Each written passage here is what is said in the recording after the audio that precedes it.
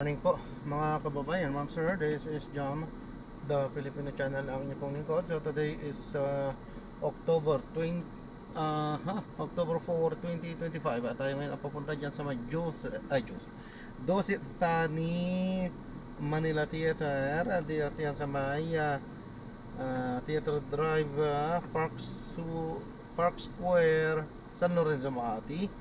At dadalhin po natin sa may Sunset View Tower sa may Rojas Boulevard, Barangay 13, Pasay po yan. Okay, so magbabalik po tayo mamayang onte pag nakuha na po natin sila. Disclaimer lamang po, ang content po natin ay kalsada at hindi ang passenger. Kaya nga naman sakali man po na may marinig kayo mga pangalan ng lugar, pangalan ng tao, pangalan ng organisasyon sa government o private man yan, ay wala pong kinalaman ng channel na ito at wala pong pinapatungkulan. Lahat po ng pinag-uusapan dito ay pawang dito lamang po yan sa loob at wala pong pinapatungkulan sa labas. Okay po, so magbabalik po tayo mamayang onte pag nakuha na po natin itong ating susunod na mission po.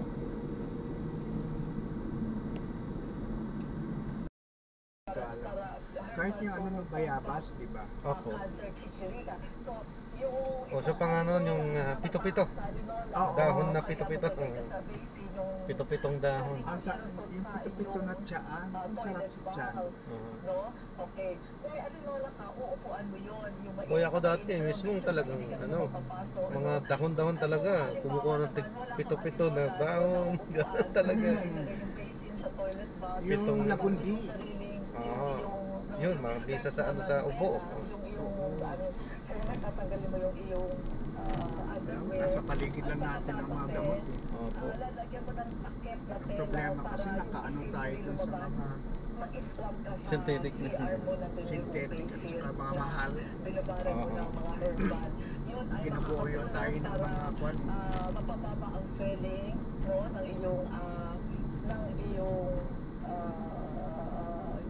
overweight, no, upang sa naman makatay natin ang cancer.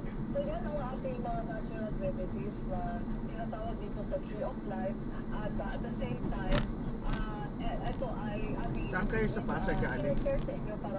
Dyan sa may ano ako galing yan. Nag-drop din kasi ako dyan sa Nag-drop din kasi ako dyan sa may 5 star.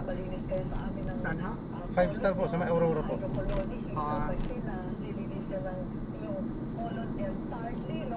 reducing therapy kayo at nagkatulog sa vitamin C at dito bibigyan namin Buti wala na yung bagyo si Paulo, wala na. Nakalabas na po. Sigurado ka? Oo. And then meron tayong I-70 na ini-inject. Mabilis siyang nakalabas. Malayo pa, ano pa lang? R, ang sunod, R, S, T, U. So yan ang mga natural remedies para makombat ang Diyos ko, mga walo pa o siya. Okay, thank you so much, Miss Mena. No? Ang dami po nating mga natutunan. I hope naisulat po ninyo yung ilan, natandaan yung ilan, at yung mga bagay na iiwasan. For sure, Pinanghirap pag Pasko, ulan din ano. iiwasan, Opo. Pero, Minsan naabot hanggang January. Punto sa ni Ay, Miss Mena oo, na mag-invest sa organic. Di ba yung last na Ito January, ay, kwan? mayroong malaking tulong Isang sa maulan na. katawan. And kung di man organic, Konti lang naman. natural, no? Pero buti, I mean, hindi mabuti, pero I mean, yung sa bilang, mas kukunti pa nga ngayon, ano yun, yung mga nakaraang taon, mga ilang dekada na rin yata nakakalipas, di ba, hindi magkasya yung anong tawag, yung ABCD sa pangalan ng dahil sa dami yung bagyo na dumarating. Ngayon konti na, hindi na naubos eh. Dati ang dami. Pakuloy na yung oregano leaves, marami yun. Tawag mo na uulitin pag napakuloan mo na dahil wala na siyang gisa. So pakuloy mo siya sa isang kaldero, ilagay sa isang pitcher. Pag kumukulo na at titrahan mo na 1/4 cup na kalamansi, purong kalamansi at mga honey to taste ano, huwag masyado matamis. O, Sobra. kasi ang honey ay antiviral, ang oregano antiviral, antibacterial, at ang calamansi ay pang-boost ng immune system. Inumin mo lang in one day isang toothpick, tanggal na agad ang tipon mo. At kung hindi pa rin Oregano, natanggal tsaka ang tipon mo, calamansi. with the calamansi shot, syempre, uminom ka ng dito sa amin, di makapag-get Actually, pag nasipon ka, pahinga yun. nagkaroon ng sakit ay nag-eye Pahinga, ng tsaka may katulog. tulog. Vitamin C.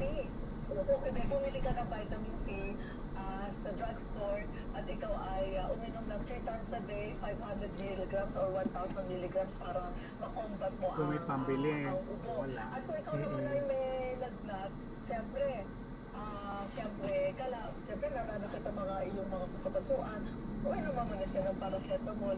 Ang pag-inom ng paracetamol or Biogesic or whatever, yung analgesic na tinatawag para mapababa ang lagnat mo, hindi pwede pag may lagnat lang, titigil ka na pag walang lagnat. Ito ay dapat for 3 days, continuous to, hanggang sa mawala ang lagnat mo for 3 days, yung talagang sigurado ka nang hindi babalik. Or else, pag ikaw ay hindi tuloy-tuloy ang pag-inom mo ng mga paracetamol or mga biogesic, balik ng balik. Ang hirap sa sakit na ito, itong trangkasing ito, ay nag-linger siya. Pag hindi mo siya na-atake, immediately, tatagal ang sakit mo, weeks and weeks, haba.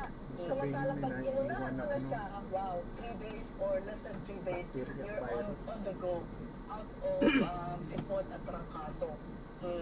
Mahina ang katawan talaga ng ibang tao eh. Maganda ang pakiramdam Matagal. ngayon. At syempre, kasama din dyan, Miss Mirna, yung mahabang tulog, no? Mahabang Oo, pahinga. sabi tama. Sige. Oo. Tama Yes, ito. so very important siya. Kasi pag halimbawa ikaw ay busy, trabaho ka pa rin ng trabaho, yung sakit mo na yun ay ibig sabihin Lalo kayo, nag-grab kayo, ilang oras ang tulog nyo? Oo, mahaba-haba po ang oras po na. Nasa daan? Oo, mas mahaba yung oras namin sa daan kaysa sa pagtulog talaga. Ayun na nga yun. Pero nag-linger siya eh. So, dapat mag-ano ka, So, pahingahan mo naman siya ng 3 days. gumalaw din yung katawan mo kasi yung dugo hindi na circulate. Okay, and Miss Mirna, wala Pangpukabong maghapon eh. Oo. Okay. Ganun din pagka ginagawa ko pagka Stretching lang. Stretching. pagka May naghahanap ako ikot-ikot ng ka, may ganun. yung ginagawa ko po kapag halimbawa iihi din, sabayan na ng lakad-lakad, ikot sa Tama. kasakyan, ganun. Stretching. Kahit limang ano. Oo. Pero ang mas maganda, pamasahe kayo kasi para makita yung mga kayo ay mabigyan natin ng libreng konsultasyon may at libreng binabara. Dapat. sabi natin na health is wealth. Yun naman ang basic pa lang ang ano, ang masahe. Pagaling natin Para magdaloy ang natin ang pag-try ng ating katawan. Sa lahat ng organs. Sa inyong mga paalala, Miss Mirna Arcega, at ito na po nagtatapos ang ating programang Kwentong Kalusugan. Minsan-minsan nagpapamasahe naman ako kay Mrs. Yung ating pangangatawan at ang buhay na meron po tayo sa po ng ating kalusugan ay biyaya po yan ng ating Panginoon at marapat lamang natin na pangalagaan. Ako po si Jo Cabrera Alabastro. Ako si Mirna Arcega from Tree of Life Wellness Center. Hanggang sa susunod na episode ng programang Kwentong Kalusugan.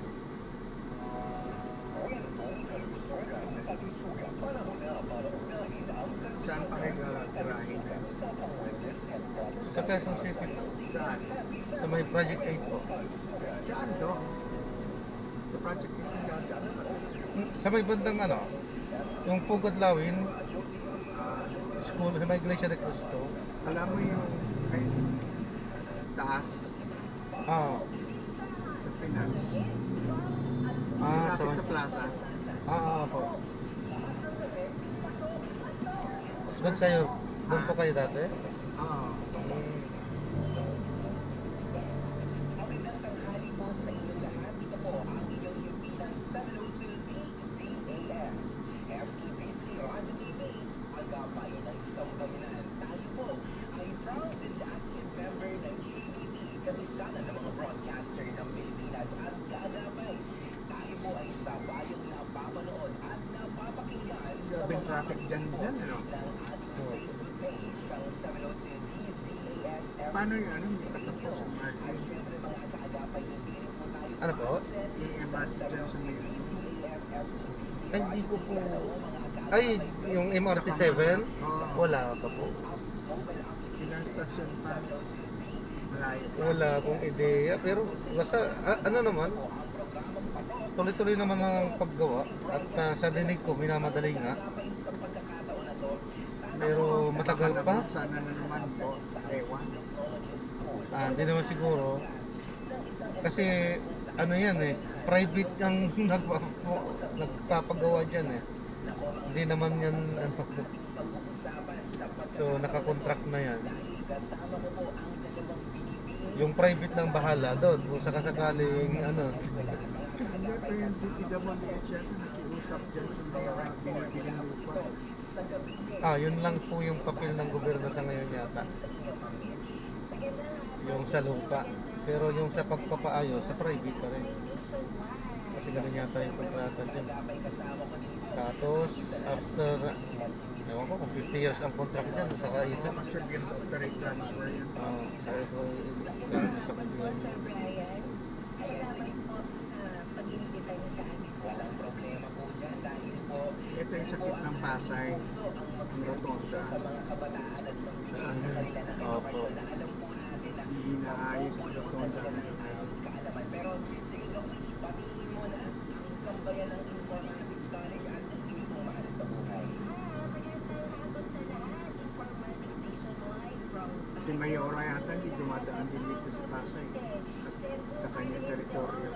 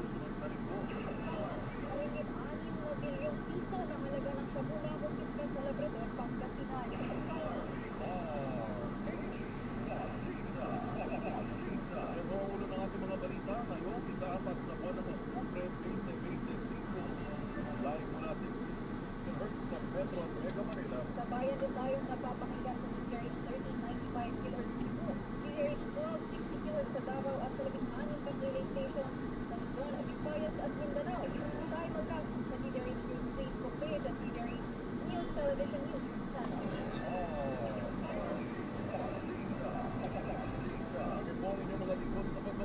Ito po si Jackie Resha. Una, kabilis mo.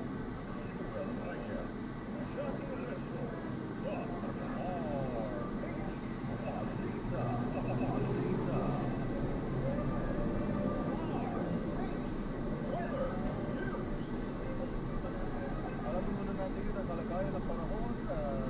Umahan pa natin sa mga susunod na araw ito pang panibago sa NBA na matalapa sa ating bansa. Kasama natin si Mr. Loreto ng US Yan, magandang tanghali. Magandang tanghali po, Sir Yuel at ang mga Jackie at sa lahat po ng ating mga taga-subaybay. Mga po sa Gabi Paulo ay nasa labas na ng ating Philippine Area of Responsibility. Kanina at 4:30 ng umaga at ngayon po ay nasa layo po ng 40 kilometers sa kanura ng Sinae, Ilocos Sur. Meron pa rin po tagbay na hangin na abot sa 110 kilometers per hour at pagbugs po na abot sa 125 kilometers per hour. Naasahan po natin magpapatuloy po ito sa kanyang northwestward movement sa 20 kilometers per hour at hindi ito pang maghintay po before po mag-land po sa Southern China.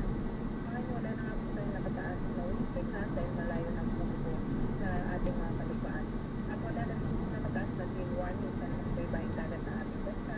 Yung malayo makakapaglayan ng ating mga kababayan. Ngunit positive po yung mga kasagdanan sa maanan ng mga karagatan doon sa kanurang bahagi ng Northern at dito naman po sa may Batanes, northern portion ng may Nagdagaya, Apayao, Zambales at Bataan. Libre pa rin po yung mga dahil sa yung mga gusto ng hangin, so pasingan po rin po yung ating mga kababayan. At yung mga early, pagkasingan po ng ating Philippine Area of Responsibility ay may mataas ng chance na maging bagyo sa loob po ng 24 oras at ito nga po ay may pumasok sa ating Philippine Area of Responsibility kaya Monday o Tuesday pero sa ating pagkaya ay hindi naman po ito makaka-apekto sa mga bahagi ng ating bansa. Ngayon kung makapasok na po ay tatawagin po natin itong isura yung kakaniman ay pagkita po ito. At sa ngayon nga po dahil malayo na po sa ating kalupaan ito ng Paulo ay saan po natin magiging maliwalas ng ating panahon pagkikinig po na 3 araw at walang po ang itas galing dito sa pagkata wala sa kasi center ang Loreto. Ibig sabihin, Mr. Yan, kung LBA ay parang dadaan lang ulit ng partner, hindi po talaga naman. Yes po, tama po. Ating nakikita na sa may northern boundary lamang po ito ng PAR at mag-reserve po patungo sa either po sa may Taiwan or doon po sa China. Mga bunot lang kabisiyan kasi simula pa lang ng October pero talaga dalawa na ito nga bagyo. Ilan po ba ang inaasahan nating bagyo para sa buwan ng October? Sa portion ng October, 2 hanggang 4 po yung ating inaasahan at dahil nga po meron na po tayong isa, ito po hanggang 3 at kung maging pa rin naman po itong pagkitaan, posible pa rin po yung 2. Pero yun nga po, itong mga numero po na ito ay climatological data lamang po. So, posible pa rin na mas tumaas pa doon o mas mababa pa doon yung ating inaasahan na bagyo. Mga bagat dito natin, Mamiyan, ano pa ba may over na parang Konti na lang. Atin naman po forecast, climatological forecast natin, abagat natin nagpapatuloy pa rin naman po ngayong October, pero yun nga po inaasahan natin na pupunta na din tayo sa transition phase, pupunta sa ating northern na po, may atang din na October, pupunta na po tayo makaranas ng mas pagtunan po itong abagat. Okay. Maraming salamat po, Mamiyan. Sana wala na malalakas pa. Maraming salamat po, mag-ingat po tayo na. Kaya Loreto ng DYC Pag-asa.